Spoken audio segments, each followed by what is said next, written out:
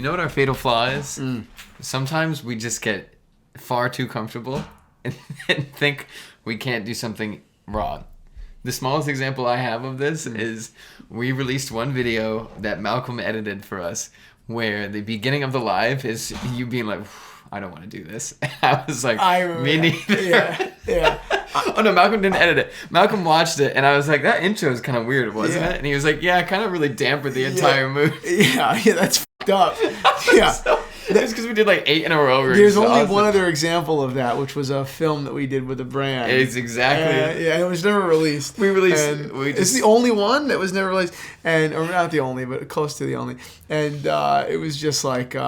The film was 6 months later. I was like, okay, I got to admit, we were probably a little bit egotistic on that one. We probably missed that mark. But at the time, you were on the phone playing hardball, being like, no, you're not understanding, and then we rewatched it. No, they understood. We didn't. Yeah. I don't understand why you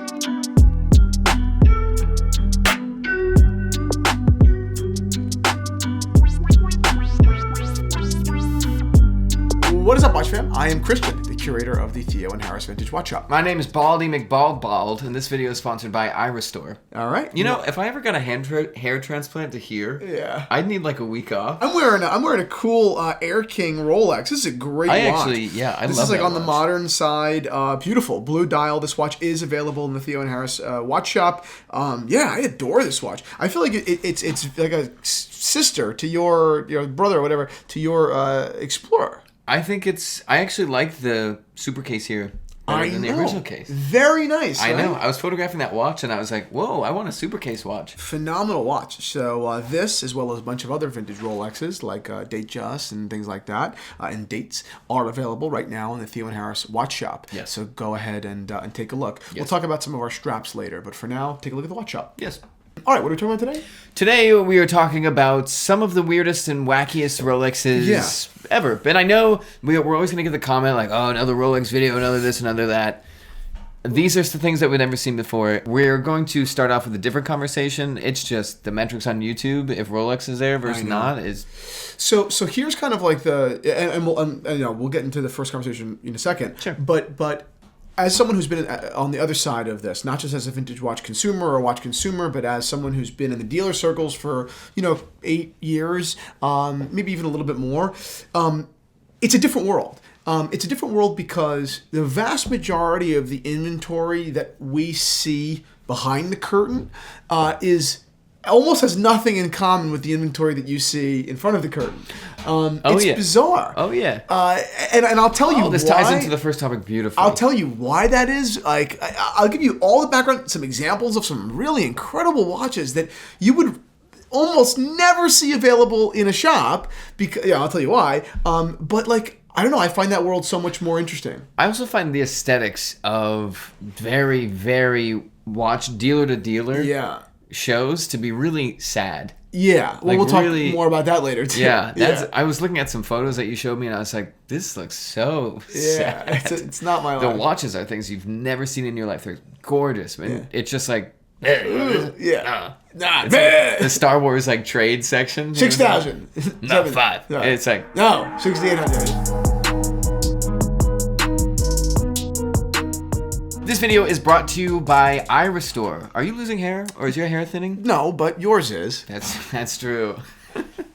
Rarest, well, you're probably thinking, what is Rarest now that you're so interested in my hair? Yes. Rarest is low-level laser therapy that acts as, if you picture your hair as a plant that needs to be nurtured, it acts as the water in the sunlight. It helps reinvigorate your hair to grow. I think what's so interesting about this technology is that it's non-invasive. It can really just fit into your daily routine without having to go, seek out serious... every other day. Oh, every other day. Yeah. Without having to go seek out like serious medical treatment, to nurture this back. This is, I think, the best way to nurture that growth back. What's crazy is I feel like normally you'd think of this laser cap or LED cap, combination of both, we'll talk about in a second, as something you have to go to. You have to sit somewhere and go somewhere.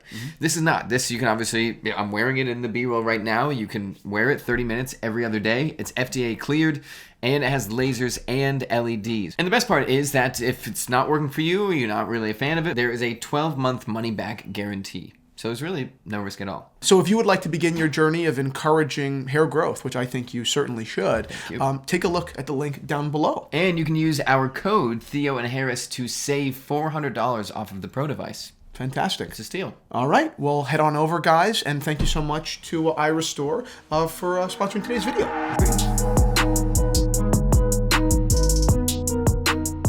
Well, the first subject is Grand Seiko. They have 2 new watches that just came out. The SBGH H311 and the SBGR 325. They are both celebrating the 25th anniversary of the 9S movement. Pretty, standard Grand Seiko. They shrunk love the case the down a rotor. little bit.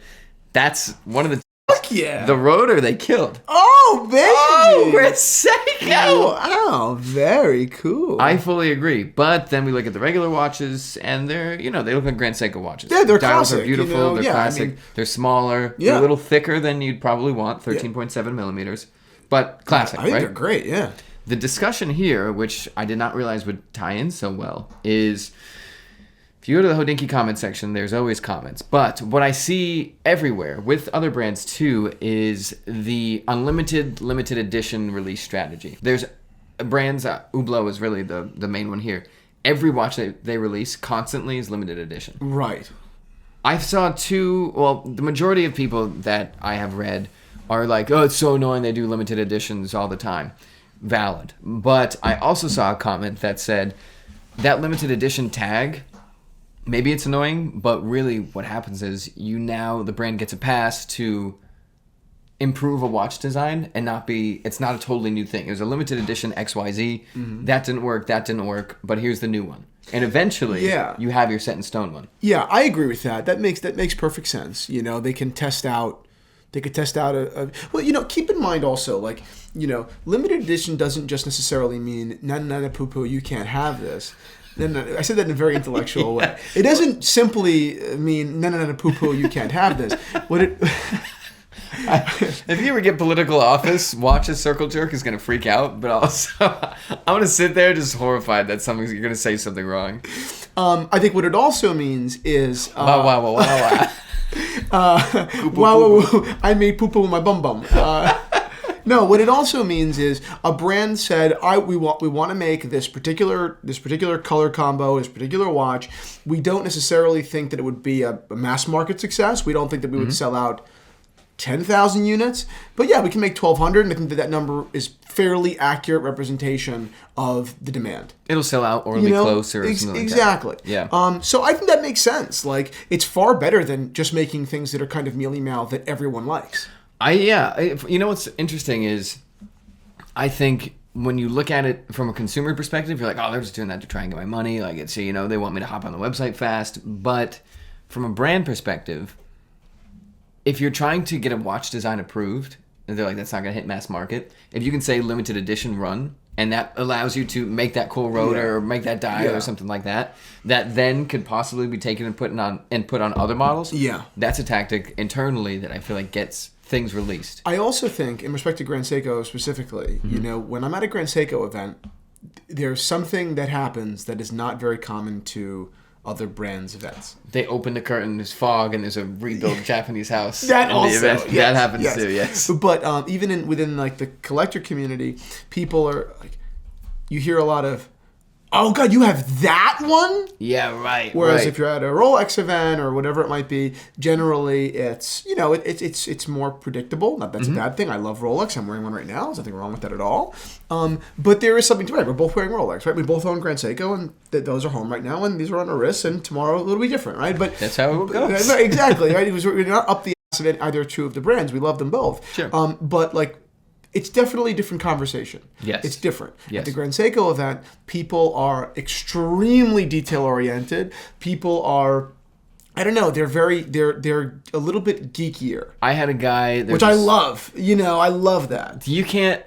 You most likely can't walk into a Grand Seiko event and know everything. Yes. Because someone always has some specific model from this or that. Right. One guy was showing me his watch, and he was like, oh, what's cool about this one, and I had a small sub-seconds. He was like, you can't see it. It's way too small. But if you take a loop and you look at the sub-seconds, you'll see that it's like the sub-seconds You'll see a photo circle. of my wife cheating on me. And he's like, do you think she actually did it? I'm like, what? He's like, do you think she actually cheated on me? My wife did it. I had the micro artist studio. I come over, I have a drink, and I'm listening to it, and he's like, who do you think that is in the picture? And I'm like, I turn around.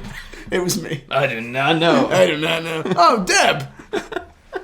Everyone's like, how did you see that? How did he see that? Yeah. No, but he was just saying basically, it was like the bottom was blue, the top was not. Yes. Oh, that's interesting. Yeah. But it's one of those things where I'm like, you never say if you had a loop, you'd be able to see this. Right. That's a market unto itself. Yes. I'm like, I can't see it. Then Yes. how am I going to show? I think in pursuant to or pursuant to what we were talking about before about like geeky community in the watch community and why I love it so much. I was writing an article yesterday about Cartier, and you know how much it does bother me. I mean, on the list of things that bother me, it ranks low. But it does bother me in the luxury world that, you know, you've got the Love bracelet and you've got the Juste Clou, these two just icons, right? Mm-hmm. The jewelry equivalent of, you know, it's the Datejust or the Day-Date, right? I mean, these are super mass market, you know? Oh, yeah. And I would say that overwhelmingly, the Cartier consumer doesn't know the designer's name.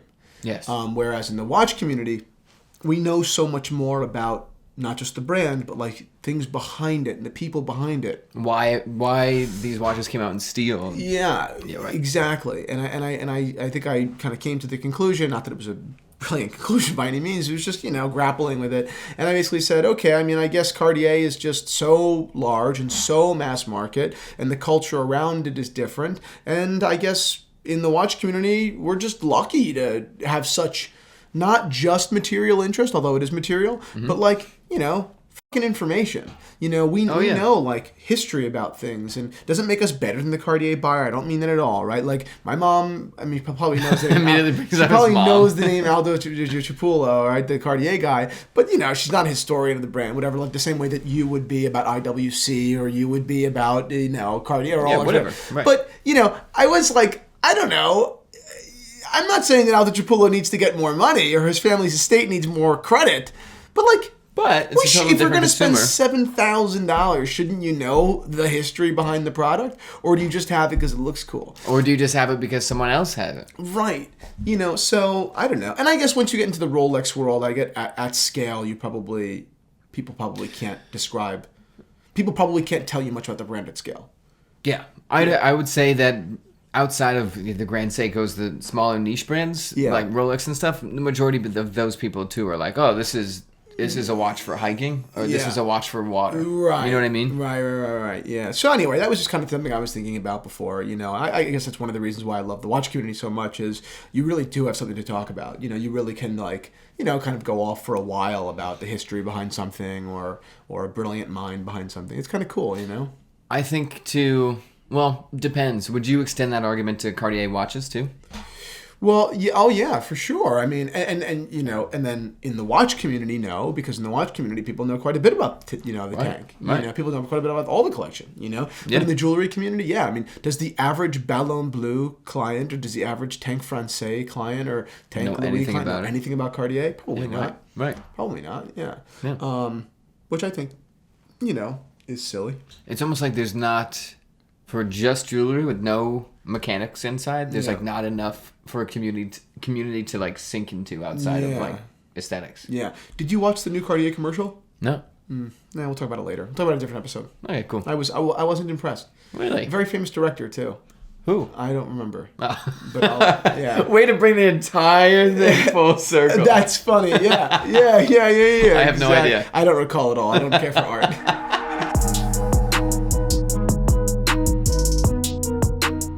Okay, so, you know, what does the average person expect to see behind the curtain of a watch booth on 47th Street, or a watch show, or behind the scenes where dealers are? You expect to see, you know, a lot of, you know, like run-of-the-mill stuff, things that are very expensive even. You expect to see, you know, Rolexes, you know, gold Day-Dates. You expect to see, you know, on the vintage end, Daytonas. You expect to see, you know, some crazy Submariners. Maybe going to one of these, you know, shows or dealer events. You're going to see your Paul Newman that you've never held before, and you're going to get to, for the first time, feel it, you know? Some grubby guy's going to hand it to you. That's cool, but you expect that. That's not a surprise. You kind of, it may be exciting, but it's not a surprise. Right. You know? Yes. But the thing that I found, back when I first entered the community, the bizarre shit in dealer booths, the stuff that I find endlessly interesting, that no one cares about, and it's so hard to make money on. It's so hard to make money on. So what does all that mean? In the 60s, 70s, and 80s, particularly the 70s and 80s, culture was different. Yeah. What it looked like to be rich was different. Okay? A Submariner didn't look rich. Right. Right? At the time, it was still expensive, but not that expensive, right? Yeah, it just didn't. It wasn't a rich thing to own, right? You know, it was Piaget is a popular brand. Rolex Cellini was a very rich watch, and they made multiple variations of them. Some variations you've never seen, and we're gonna show photos throughout. Like I said before, Piaget and innumerable variations with stone dials, meaning natural stones like malachite and lapis. Opal dials are amazing. Bad luck, opal. Opal's bad luck. Another thing, now we're getting geeky here, the bracelets. The bracelet work in that era of watchmaking was fucking insane. The Unicorn Daytona bracelet. It's not from the actual Daytona, but yes, but that was the era. Yeah. We are uninventive with our bracelets today. We've also, it seems like, with the importance of the dominance of sport watches, every brand has been like, okay, it's not important, like there can be no delicate qualities to it anymore. Right. It has to look like a beast and it has to survive like a beast. Yes. Otherwise, no go. Like that bracelet I'm talking about on the Unicorn, it's a white gold sort of brick mesh bracelet. Exactly. But I wouldn't say that is prone to not break. That is as strong as an oyster bracelet, for example. Oh yeah, the bracelets are plenty strong. I mean, if anything, they actually wear better because the way the links are constructed, they don't stretch out. Wow. So in a lot of ways, these bracelets were. So you think it would match an oyster? Those in the Rolex catalog. Yeah. Of the era, the oyster versus the mesh. The mesh is better. I'm talking strength. Yes. Really? Oh yeah! Wow. These bracelets. Oh, that era. Okay, I got you. But I would even give them 10 years, 100%. Fascinating. Super fascinating. So then that really does prove that it's not brands focusing on sports as much, maybe aesthetically, but not for durability. Yeah, well, it just, again, culture changed. The nature of those bracelets, I don't think they wanted to build them better. I think it was, I said build better. I was like, build back better. When? When is that going to happen? I was a baby. I was a boy. I was this big tall. Poo-poo my pam-pam. Poo-poo my pam-pam. I was talking to an ant. Took him on his back.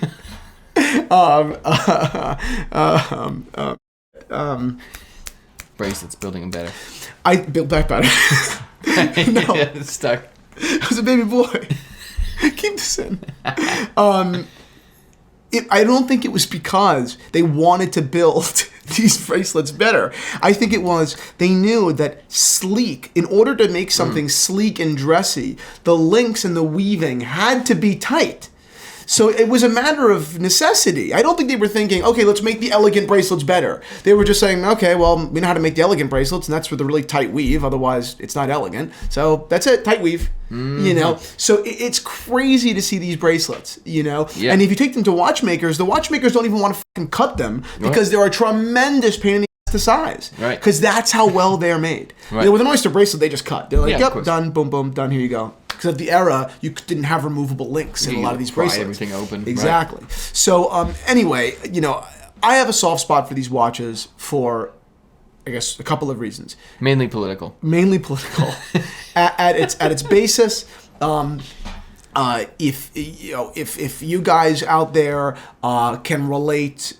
And I'm sure many of you can, to metropolitan areas anywhere. I'm sure all over the country, Chicago, New York, New Jersey, whatever. All these any metropolitan area, New England. The culture of particularly like immigrants, Greeks, Italians, I think Irish people as well, in the 60s, 70s, and 80s, they subscribed to the idea of like wealth that was elegant, thin jewelry. They Thin liked gold, exotic strap. exactly. Yeah. That's what they subscribe to. Whereas maybe different cultures, maybe the country club culture, they had something different going on. They were going for the different sort of watches. I don't even necessarily know. I don't come from that culture, right? But for sure, like as a kid, I've said this before on this channel, having a nice watch in my family was having a super thin, again, generally, Piaget or Rolex Cellini or something like that. And that was elegance. Whereas wearing a Submariner was, I don't know, he's a sport guy. I don't know, he's nothing to do with me. And that's how it was. And that's very common in a lot of cultures. So when you look back, these watches, or now rather, don't really appeal to to people now, what it looks like to be rich. But they are coming back in like fame culture and in street culture. You're seeing That's like true. for sure. Yeah. You're seeing fucking artists. I don't know what fucking genre. Yeah, what do they? artists is fun. What do they do? Those Rappers. artists, What artists, are they? R&B. I don't know. 50s stereotype. Yeah, these artists. These artists. They're wearing. Like. Crashes and tanks. Crashes and creator, tanks, obviously, exactly. But it's a million of them. You know, I mean, look at LeBron James, who I loathe. Really? He's a Tall. total idiot. tall. Total schmuck. But Could use Iris Tour. look, he wears a Van Cleef Alhambra bracelet. That's not a masculine thing to wear. That's feminine, which is great. I mean, or I like them. I think that's a cool look. So does Kevin Hart, and that is more in the world of the thin gold Piaget than it is in the world of the Submariner or the AP. And you can be Interesting. both. Yeah. You can have both sides of yourself. You can, he has APs. He's got 1 million APs. Maybe 1 billion of them. Yeah. But you can also appreciate the more delicate, traditional elegance. And I think that while they'll never make a comeback and be mass market, right? The average guy watching this right now with a Submariner or with whatever is never going to say, you know what, f*** it. I'm buying into small gold. Yeah. Yeah, I'm into Christian now. I'm gonna go buy myself a Lapis Bauer Mercier from 1977. That's not gonna happen. More likely, you're gonna find yourself, you know what? I think I could get a tank. Yeah, I think a tank's cool. That's right in the, Yeah. that's as far as they're gonna go. But wow, that world is interesting. And the best part, and that now my diatribe is over. But these watches are nowhere near as expensive as they could or should be. They are solid gold. The bracelets are remarkable. The dials are incredibly rare. There are precious stones, and oftentimes, because dealers just cannot find a buyer for them, you can get them for not gold weight, but somewhere in the vicinity of gold weight. Wow. These are watches that if you walked into the store and bought it new, the watch would be, $45,000 and you can get it for 10. Wow. I know, still a lot of money. Yeah, of course. But not my dream. I mean, but I would love if my wife said, I don't know, I think I want a cocktail watch. And I was like, done! Opal Piaget, let's go. Wow, you're feeling pretty strong. Yeah, thank you. Good for you. Can you pause the video? I'm upset now. So anyway, that's how I feel, and that's it. That's it. Well, when is your wife ever going to say that? You know who posts a lot of this shit? Bryn from Dime Piece. Dime Piece. Bryn posts a lot of, if you guys don't follow Dime Piece, follow Dime Piece. I have heard some deep, no, just kidding. I have heard that Bryn has a rabid following in Dime Square. Have you heard about this? Dime Square? Yeah. You mean in the city? Times Square? No, Dime Square. What is that? What are you making a joke? No. What the f*** is that? Dude, trust me, I don't know. It's something that you would know, but I've heard it twice now from different people being like, "Oh, she has a rabid following for Dime Square." I don't even know. I thought you were kidding with me. I'm hoping that I'm not saying something that will get us canceled. Yeah, right. I don't know what that means. I don't know. But people have been saying it to me, like, they're like, oh, everything blew up when Times Square and Bryn, like, connected. What the I have no idea. Oh, God. Bryn's sitting there probably like, you stop right now. You're going to ruin my business. Stop it. So anyway, she posts a lot of like pop culture, like people that are, you know, popular right now. Artists. Artists, you know. Performers. A very, let's call it stars. eclectic group. No, but, and I think it's awesome that, you know, not that she, I mean, she happens to be shining a light on it, but I think it's great. But that the taste is coming back, I think. That's cool. And Bryn's leading the way through Times Well, I wouldn't Square. say Bryn's leading the way, but Bryn is certainly, or maybe she is kind of, Who knows? You know, she's definitely influencing that. We found out about an area of New York that we didn't even know existed. I didn't even know Times Square existed. Maybe she's making a whole new town. My grandfather's going, another neighborhood in New York, that's what we need. That's my grandfather. Anyway, that, one more thing. Yeah. I said LeBron James before. Michael B. Jordan, another guy. I'm serious. Do you know where I'm going with this? No, he's no longer a Piaget ambassador. Mm-hmm. But when he was a Piaget ambassador, when he was literally paid to wear Piagets, he didn't wear a modern Piaget. He wore the vintage polos because they're so fucking cool and elegant and amazing. So anyway, that's my fucking spiel. That's it. Head to Times Square immediately. We'll be there. That's the spiel about what you see behind the curtain in the watch world. It's not all Paul Newmans and Submariners. It is a world of things that are almost unsellable because no one wants them, and brands made them in the 60s, 70s, and 80s, and they're still around. Modern buyers look at them and say, na-na-na boo boo. Yeah, na-na-na boo boo, me no wani. Yeah. That's it. That's the story. That's it.